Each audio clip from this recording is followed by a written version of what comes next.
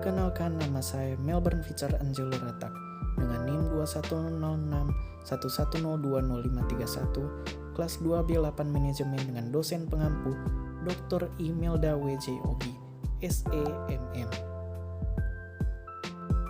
Saya akan membawakan materi ANOVA atau Analysis of Variance. Kita masuk dalam pendahuluan. Pertama, metode hipotesis dengan menggunakan distribusi set dan distribusi T efektif untuk uji hipotesis tentang perbedaan rata-rata U dari satu atau dua populasi. Analisis ragam atau analysis of variance atau yang disebut ANOVA merupakan prosedur uji hipotesis dengan membandingkan rata-rata U dari 3 atau lebih populasi secara sekaligus. Yang dibawa adalah semua rata-rata 3 populasi adalah sama. H1 sama dengan semua rata populasi 3 adalah tidak sama. Dan uji analisis ragam dilakukan dengan menggunakan distribusi F. Jadi, ANOVA merupakan suatu prosedur hipotesis yang membandingkan K populasi untuk menguji pertama, kesamaan variansi, kedua, ada atau tidak ada efek treatment, dan ketiga, kesamaan rata-rata. Analisis variansi sering juga disebut analisis ragam atau ANOVA. Uji ANOVA ini didasarkan pada perbandingan antara variansi yang disebabkan oleh error percobaan dan variansi yang disebabkan oleh error percobaan plus perbedaan populasi dengan menggunakan distribusi F. Distribusi F, seperti halnya distribusi T, bentuk kurva distribusi F tergantung dari jumlah derajat bebas df, yaitu terdiri dari 2 derajat bebas, di mana satu sebagai pembilang dan satu sebagai penyebut.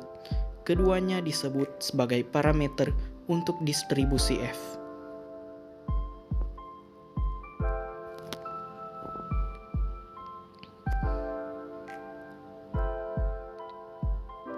Meningkatnya derajat bebas df, puncak kurva distribusi F bergerak ke kanan sehingga kemiringannya berkurang.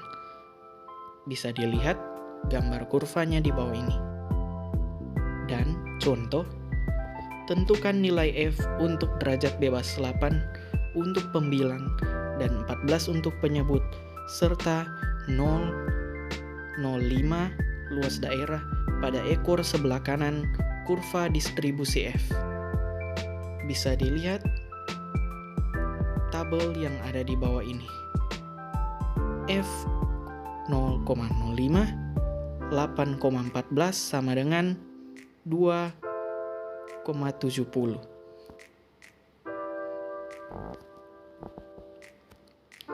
Tujuan pengujian ANOVA untuk mengetahui apakah ada pengaruh dan berbagai kriteria yang diuji terhadap hasil yang diinginkan. Contoh, seorang manajer produksi menguji apakah ada pengaruh kebisingan yang ditimbulkan oleh mesin-mesin produksi di pabrik pada hasil perakitan sebuah komponen yang cukup kecil dan sebuah sirkuit yang memerlukan konsentrasi yang tinggi dari seorang operator rakit. Dan yang kedua, seorang dosen ingin mengetahui apakah ada pengaruh materi, bahan kuliah daring, dan gaya belajar dari mahasiswa.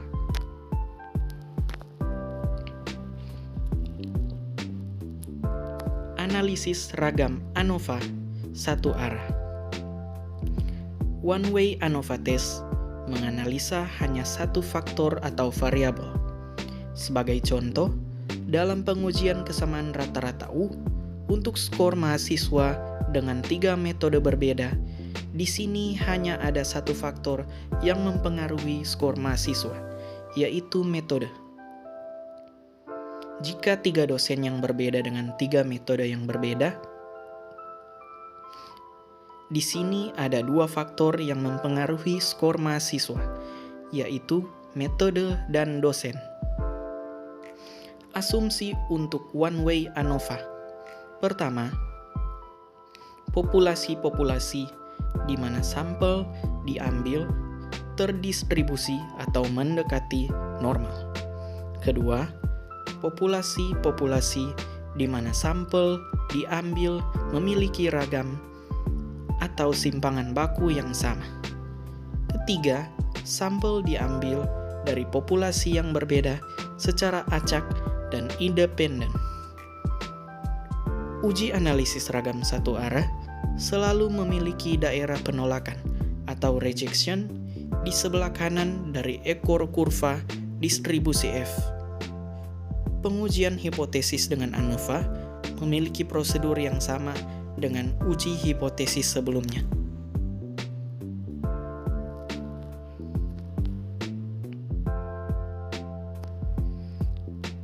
Analisis ragam satu arah. ANOVA klasifikasi satu arah merupakan ANOVA yang didasarkan pada pengamatan satu kriteria.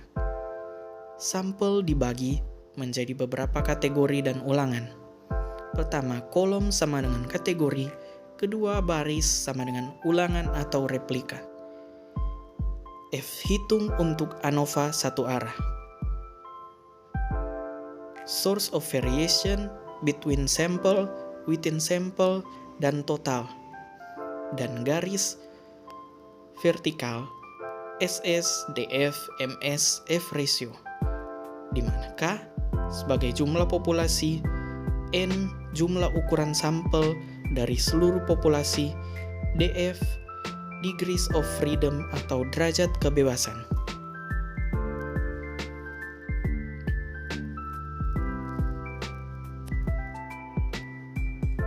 Variasi total sama dengan penyebaran agregat nilai data individu melalui beberapa level faktor atau SST.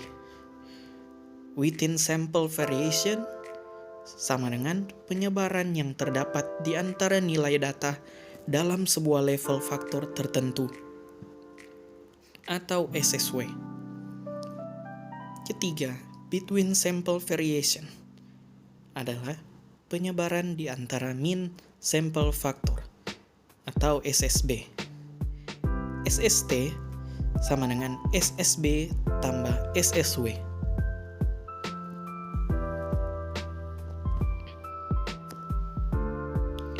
Variasi total SST.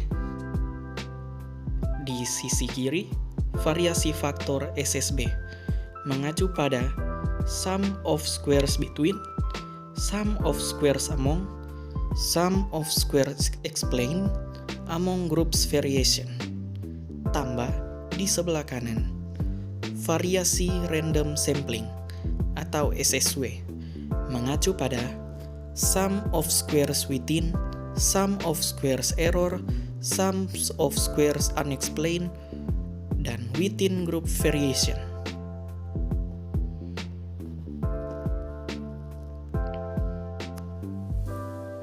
Jumlah kuadrat total atau total sum of squares untuk ukuran sampel N untuk tiap kolom sama bisa dilihat pada gambar di layar ini, yang mana JKT sama dengan SST sama dengan total sum of squares atau jumlah kuadrat total.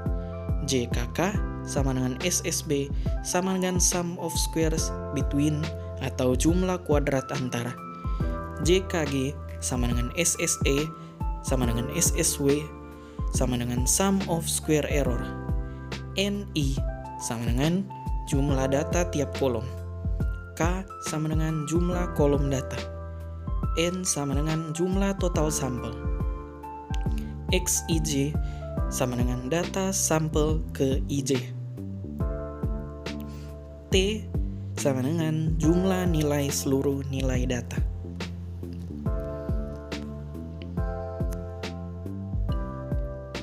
Jumlah kuadrat total atau total sum of squares untuk ukuran sampel N untuk tiap kolom sama. Bisa Anda lihat tabelnya di layar saat ini.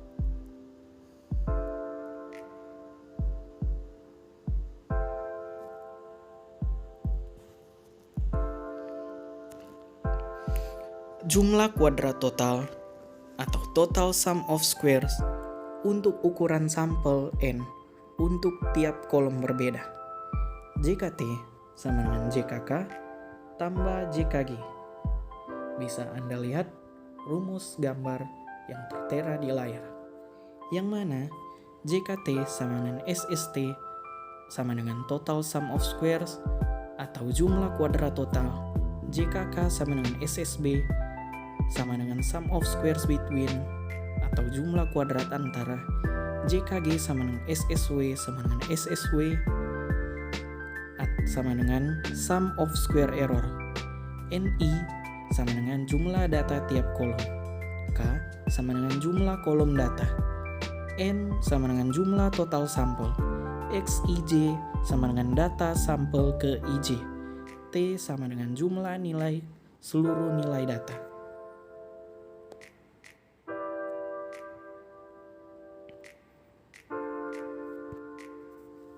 Jumlah kuadrat total atau total sum of squares untuk ukuran sampel N untuk tiap kolom berbeda. Dapat Anda lihat lagi tabelnya.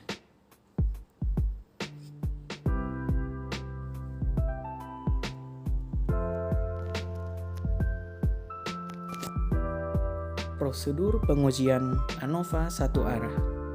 Wilayah kritis sama dengan F hitung lebih besar dari F tabel A V1 V2 menjadi tolak H, di mana yang pertama sama dengan nilai signifikansi, V1 sama dengan derajat kebebasan JKK atau SSR sama dengan K kurang 1, V2 sama dengan derajat kebebasan galat atau error sama dengan N kurang K. Wilayah kritis F lebih besar dari FA. Keputusan dan kesimpulan hipotesis. Contoh, ukuran sampel N tiap kolom sama. 3 buah mesin hendak dibandingkan. Mesin-mesin ini menghasilkan keluaran output per jamnya dengan berfluktuasi karena pengaruh acak. Suatu sampel acak 5 waktu yang berbeda diambil dari masing-masing mesin tersebut dan hasilnya sebagai berikut. Apakah nilai tengah output per jam ketiga mesin itu sesungguhnya berbeda? Gunakan taraf nyata 5%. Contoh 1, struktur hipotesis. Bisa Anda lihat tabelnya di layar ini.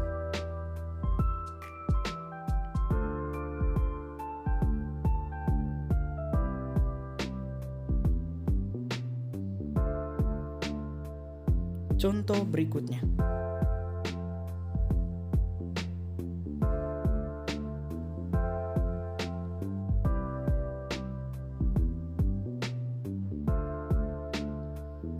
Prosedur pengujian ANOVA satu arah. Wilayah kritis sama dengan F hitung lebih besar dari F tabel A V1 V2 menjadi tolak H. Keputusan terima H karena F hitung lebih kecil dari F tabel. Kesimpulan bahwa nilai tengah output ketiga mesin adalah sama pada taraf nyata 0,05. Bisa Anda lihat hasilnya di layar saat ini.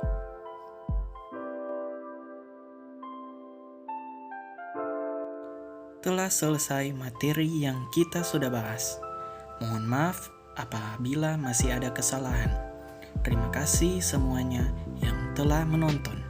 Saya ucapkan sekali lagi, terima kasih.